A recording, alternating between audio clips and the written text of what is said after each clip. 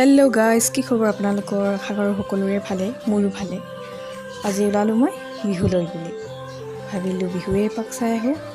গতিকে মই ওলালোঁ মোৰ পৰিয়ালৰ লগত। আমি সকলোৱে মিলি এতিয়া ওলাইছোঁ বিহুলৈ। আপোনালোকৰ বাৰু বিহু এইবাৰ কেনেকুৱা হ'ল মোক জনাবচোন। এয়া আমি পালোহিয়ে।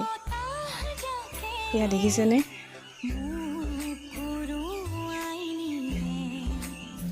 এই গৰমত কিন্তু মানুহৰ ভিৰ বহুতেই।